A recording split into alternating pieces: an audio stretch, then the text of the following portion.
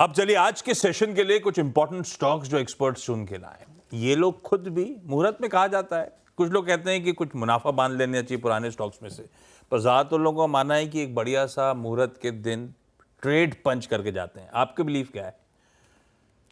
नहीं, मैं तो हमेशा मानता हूँ कि जो ट्रेडिशन चला आ रहा है उसमें क्यों चेंज करने का। मैं बहुत ट्रेडिशनल आदमी हूँ और करना चाहिए।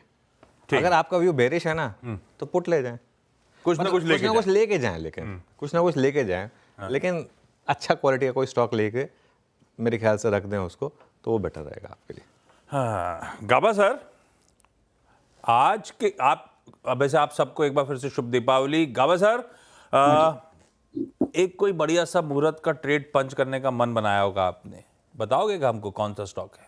बिल्कुल, सबसे पहले आपको दिवाली की शुभकामनाएं। आपका मैंने लॉन्ग शॉट देखा, स्टूडियो बहुत ही अच्छा लग रहा था। दिवाली के लिए हमने नया स्टूडियो खड़ा करा महाराजा की तरह, राजा महाराजा की तरह। ये दीपावली के लिए हमने नया स्टूडियो खड़ा करा है। आप आए क्यों नहीं आज स्टूडियो? मुझे बोलते तो मैं 100% आ जाता हॉनेस्टली, लेकिन बहुत ही बढ़िया, अच्छा लगता है। Long shot is beautiful. दिल, हृदय से या दिल से, दोनों में क्या फर्क है मुझे पता नहीं, लेकिन खुशी हो रही है आज देखकर। हार्ट का फर्क है दोनों में। अच्छा, गौतम पिक आज की देखिए ये एग्रेसिव कॉल है मेरे लिए, बाई सिग्नल नहीं है, लेकिन वो जो लेना चाहिए लॉन्ग टर्म के लिए वो होना चाहिए जो मेरे पोर्टफोलियो में ऑलरेडी है और अच्छे दाम पे मिल रहा है, वो है इंडसइंड बैंक। 1055 का दाम है अभी। वो देखिएगा स्ट्रक्चर वीक है, 5 दिन से वहीं पर लो देखा, 4-5 दिन से लो लगता है। यहां पर सस्टेन रुका क्यों है? क्योंकि 1000 एक साइकोलॉजिकल सपोर्ट है, साइकोलॉजिकल। मुझे नहीं लगता वो तोड़ेगा, यहीं से एक बाउंस मिलना चाहिए। अगर तोड़ भी चला जाएगा तो 800 आएगा। अगर आपका नजरिया आज का और नेक्स्ट ईयर का है और मुहूर्त के लिए ट्रेडिंग लेना है तो लेना चाहिए IndusInd bank. Okay, IndusInd bank बिल्कुल गाबा सर के पोर्टफोलियो में है और गाबा सर की तरफ से पिक आई। रचना जी, शुभ दीपावली। रचना जी, संवत पिक जी, शुभ दीपावली आप सबको भी और हमारे व्यूअर्स को भी। और इस वक्त के लिए मुहूर्त ट्रेडिंग के हिसाब से जो पिक है और जो आने वाले साल भी चल सकती है, ऐसी एक तो पिक हमने कल डिस्कस करी थी। अभी के लिए मेरे लिए तरफ से ओबरॉय रियल्टी रहेगी। ओबरॉय रियल्टी के अगर आप प्राइस एक्शन देखें तो यहाँ पे पॉजिटिविटी है और रियल्टी एज अ सेक्टर भी ठीक ठाक कर रहा है। और आने वाले संवत के हिसाब से भी सेक्टरल चार्ट्स देखें तो उसमें है यहाँ पॉसिबिलिटी फर्दर अपसाइड की। तो अभी के लिए अगर शॉर्ट टर्म के लिए मुहूर्त के लिए देख रहे हैं तो 1940 के आसपास एसएल लगा के यहाँ पे 2000 के टारगेट के लिए नवंबर में खेल सकते हैं। और बाकी अगर यहाँ पे पोजिशनली आप बना के रखेंगे अपने पोर्टफोलियो में तो 2100 एंड 2200 के टारगेट्स हमें अगली दिवाली तक देखने की उम्मीद है। बढ़िया है। ये है आज की रचना जी की संवत पिक आपके लिए। मानस, गुड इवनिंग, शुभ दीपावली। रडार पे कौन सा stock? Good evening Ashish ji, और आप सभी लोग को दीपावली की बहुत सारी शुभकामनाएं। तो देखिए, एक स्टॉक अगर हमें खरीदना है 1 साल के लिए, 1 साल के हिसाब से चले, तो आई थिंक फेडरल बैंक एक बहुत ही बढ़िया पिक हो सकता है। बड़ा कंसोलिडेशन के बाद ब्रेकआउट आने को तैयार है। मेरे ख्याल से फेडरल बैंक में अभी भी खरीदारी करने के मौके हैं। 179 के स्टॉप लॉस खरीदारी करेंगे, कम से कम 250 रुपए के टारगेट के लिए। के तो ये इस समय मानस के पिक का, तो ये आज की पिक्स पूरी हुई।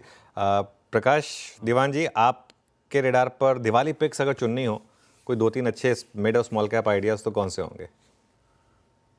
अनुज, जैसे मैंने कहा, मेरा मेंटल फ्रेंट ऑफ माइंड थोड़ा सा नीचे के लेवल्स पे ढूंढने का हो चुका है। तो मैंने, लेकिन इस लेवल पे भी अगर कोई एक चीज पे दाम लगाना है अच्छी खासे एलोकेशन के साथ, तो उसमें मेटल स्पेस में से ढूंढना है, वो है नाल्को। मैं आपको इसका तर्क बताता हूँ। ये हुआ ये है कि पिछले 3 महीने में बहुत ड्रामेटिकली नॉन फेरस मेटल्स में डिमांड सप्लाई जो है वो एक शिफ्ट हुआ है वहां पे। और खास करके एल्यूमिनियम साइड में जो एल्यूमिना की शॉर्टेज है, और चाइना में एल्यूमिना बनता नहीं है, मतलब प्रोक्योरमेंट वहां है नहीं, तो वो बाहर से ही आता है। तो जो इश्यूज चाइना में अब हो रहे हैं, रिस्ट्रिक्शंस हो गए हैं, सप्लाई नहीं मिल रही है उनको एल्यूमिना की, और उसकी वजह से उत्पादन में भी इम्पैक्ट आ रहा है। जबकि डिमांड, चाहे वो ईवीज को लेके हो, इलेक्ट्रिक ट्रांसमिशन को लेके हो, हर जगह एल्यूमिनियम का उपयोग इतना ज्यादा हो रहा है। तो कहीं ना कहीं ये जो मिसमैच है, इसका फायदा आपको नाल्को में इसलिए दिखेगा कि नाल्को ने पिछले कुछ सालों में जब डाइवेस्टमेंट की अटकलें लग रही थी, तब अच्छा खासा एक कंसोलिडेट करके अपने बिजनेस को ग्रो किया, एक्सपेंशन किया। और इनके पास जो रिजर्व है उसको देखिए आप, जो कैपेबिलिटीज है एल्यूमिनिया की, और अफ्रीका से जो आता था वहां पे इतने इश्यूज होने शुरू हो गए, गिनी से जो आ रहा था। तो मेरे हिसाब से जो सेटअप दिख रहा है, और जो आज 42,000 करोड़ के करीब मार्केट कैप होगी इसकी, स्टॉक ने पिछले एक साल में बढ़त अच्छी खासी ली है, लेकिन उससे कोई फर्क इसलिए नहीं पड़ रहा कि आगे के एक साल ये जो कर सकते हैं, जो क्षमता ये धारण कर रहे हैं, उसको देखते हुए ये स्टॉक आपको बहुत बढ़िया एक आउट परफॉर्मेंस दे सकता है। मैं आउट परफॉर्मेंस की बात कर रहा हूँ, ये नहीं कि यहाँ से 2-3 गुना हो जाएगा, but yes, market out perform कर पाएगा और एक रेजिलियंट कंपनी आप खरीद रहे हैं। इंटरेस्टिंग चीज जो लास्ट पॉइंट ये है कि इसमें इंस्टीट्यूशनल होल्डिंग अभी बहुत ज्यादा है नहीं, एक आध LIC की कुछ होल्डिंग है, एक आध और म्यूचुअल फंड की है, तो इंस्टीट्यूशनल इंटरेस्ट भी आएगा जैसे जैसे इसमें स्केल दिखना लोगों को शुरू हो जाएगा। सो दिवाली के तौर पे अगर कुछ आज मुहूर्त ट्रेडिंग में सिंपल चीज लेनी है तो नालको के साथ जाओ।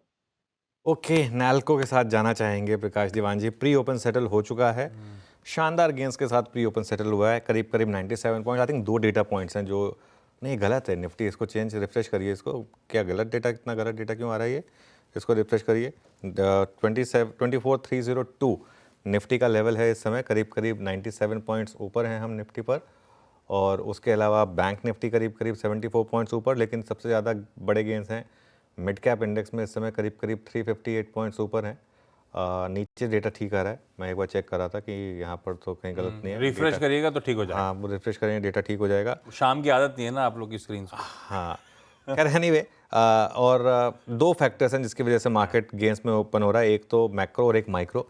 मैक्रो हम ऑलरेडी डिस्कस कर चुके हैं कि GST का नंबर जो है वो काफ़ी शानदार था, और माइक्रो मतलब जिस तरीके के ऑटो सेल्स के डेटा है उसकी वजह से तो करीब करीब 2% के करीब M&M ऊपर है, आयशर मोटर्स भी 2% ऊपर, टाटा मोटर्स में भी अच्छे गेंस करीब करीब 1.5% ऊपर। तो अच्छी शुरुआत, होपफुली ओपनिंग पे रेट ठीक आएंगे, वरना फिर क्या करें, नीचे से काम चलाना पड़ेगा। लेकिन दीवान साहब, ये हालांकि गोवा में तो रोज दिवाली होती है, लेकिन आपकी दिवाली कब हुई? कल हुई कि आज होगी? इनफैक्ट आशीष, आप आश्चर्य करेंगे, गोवा में दिवाली होती ही नहीं। इनफैक्ट यहाँ पे जो कस्टम है उसके हिसाब से गणपति में जो फेस्टिविटी होती है उसके बाद सीधा क्रिसमस पे होगी, तो दिवाली तो थोड़ी सी लो की रहती है यहाँ। पर हाँ, दिवाली मना ली दोस्तों के साथ, फैमिली के साथ रह के, तो और बड़ा आराम किया। ट्रेडिंग कल नहीं थी जब दिवाली थी, तो आपने दिवाली मनाई पूरी पूरी, आज आप मुहूर्त ट्रेडिंग पूरी पूरी तरह से कर सकते हैं, तो एक हिसाब से एक प्लस साइड भी होगी इसकी। साहब, ये ऑटो की बार बार चर्चा हो रही है, थोड़े से कंसर्न्स उभरे थे जब सारे होप्स पैक्ड थे कि फेस्टिव डिमांड अच्छी होगी, पर बजाज ऑटो ने कंफ्यूज कर दिया। उसके बाद बहुत पेसिमिस्टिक एस्टिमेट्स थे, फाडा भी आके कंसर्न था इन्वेंट्री पाइलअप को लेकर। अब जो आंकड़े आए थोड़े बहुत रिलीफ टाइप नजर आ रहे हैं, पर ऑटोज वो पैक है जिसने बीते संवत में बहुत तगड़ा वैसे ही आउट परफॉर्म कर डाला है। जनरली ऑटोज को लेकर अब आपका मूड कैसा है इस नए संवत में? ना, इंटरेस्टिंग पॉइंट आशीष, क्योंकि नंबर्स बड़े कॉन्फ्लिक्टिंग से रहे, माहौल अलग रहा, आंकड़े कुछ और बता रहे हैं। अब आप देखिए मारुति के नंबर्स आए, रिजल्ट्स जब आए उसके कुछ 3 दिन बाद नंबर्स, हमने मंथली सेल्स नंबर देख लिए, तो और जो कमेंट्री आई मैनेजमेंट की, उससे कहीं भी ऐसा नहीं लगा कि उनको कोई टेंशन है, कोई जात की चिंता है। वो निश्चिंत होकर बता रहे हैं कि टोयोटा के साथ हम EVs कर रहे हैं, ग्लोबल लॉन्च कर रहे हैं, 10 नए पोर्टफोलियो में प्रोडक्ट्स ऐड कर रहे हैं। तो ये सब चीजें सोच समझ के करी जाती हैं जब उनको पता है कि डिमांड है। और धनतेरस के दिन जो आंकड़े आए हैं उससे आपको साफ दिख रहा है कि मिड साइज कार्स में कोई लेट डाउन नहीं है, हाई एंड कार्स में थोड़ी बहुत हो सकता है ओवर स्टॉकिंग हो गई हो या जो भी है। और महिंद्रा के जो नंबर्स आए वो भी आपको यही चीज इंडिकेट कर रहे हैं कि डिमांड तो है, लेकिन अच्छा क्वेश्चन कि इस क्वार्टर दिखेगी क्या अगले क्वार्टर। अब हुआ ये है कि फेस्टिव सीजन की उम्मीद बहुत ज्यादा होने की वजह से हम लोग को डिसअपॉइंटमेंट लग रहा था कि नंबर जब बजाज ऑटो ने इंडिकेशन दी या फाडा की क्लैरिटी आई। लेकिन इररिस्पेक्टिव ऑफ दैट, आप अगले 1 साल की चीजें अगर देखें, सोचे, तो मुझे नहीं लगता कि कहीं भी डिमांड में लेट डाउन होगा। हाँ, बेस इफेक्ट आएगा, मारुति का भाव आज जो है और पिछले साल था उसमें बहुत 70-80% का फर्क है, तो इस साइड में। बट महिंद्रा एंड महिंद्रा जैसी कंपनी लीजिए जिसमें बहुत सारे अलग अलग वेक्टर्स है, मतलब अलग अलग फैक्टर्स है जो चल सकते हैं, सिर्फ पीवी पे नहीं है, ट्रैक्टर्स भी है उसमें, EVs भी है। So I think Mahindra and Mahindra जैसे स्टॉक पे अगर फोकस करेंगे तो डिसअपॉइंटमेंट नहीं आएगी, इवन अगर फेस्टिव सीजन ठीक ठाक रहा है, एवरेज ही रहा। ओके, अच्छा, चंदन जुड़े हमारे साथ। चंदन, दीपावली की बहुत बहुत शुभकामनाएं। चंदन बताइए, संवत के दिन आपका स्टॉक आइडिया क्या होगा? बिल्कुल, आपको भी दीपावली की बहुत-बहुत शुभकामनाएँ और सभी दर्शकों को और पैनलिस्ट और सीएनबीसी आवाज़ की पूरी टीम को ढेरों शुभकामनाएँ। देखिए ये संवत वैसे अच्छा रहा, भले ही पिछले महीने की थोड़ी बहुत मुनाफ़ा वसूली देखने को मिली। कहीं न कहीं अनुज जी हमारा मानना है कि 3-4 सेक्टर यहाँ पे अच्छे परफ़ॉर्म करते हुए नज़र आएँगे। पहला सेक्टर तो रहेगा कैपिटल मार्केट रिलेटेड, दूसरा हमारा मानना है इंश्योरेंस और तीसरा कहीं न कहीं ग्रीन एनर्जी। तो इन 3-4 दिखा सेक्टर्स दें। पे हमारा फ़ोकस होना चाहिए और दूसरा कहीं न कहीं कैपिटल मार्केट रिलेटेड काउंटर पे हमारा फ़ोकस रहेंगे। आज मुहूर्त ट्रेडिंग है तो मैं तो मार्केट से रिलेटेड काउंटर पे फ़ोकस करूँगा। बॉम्बे स्टॉक एक्सचेंज काफ़ी प्रेफर्ड पिक हमारा रहा है। खरीदारी की सलाह देंगे। मुहूर्त ट्रेडिंग के तौर पे मैं बीएसई ओके। पे फ़ोकस करूँगा। ऊपर में लगभग चंदन 4750 के टारगेट के लिए।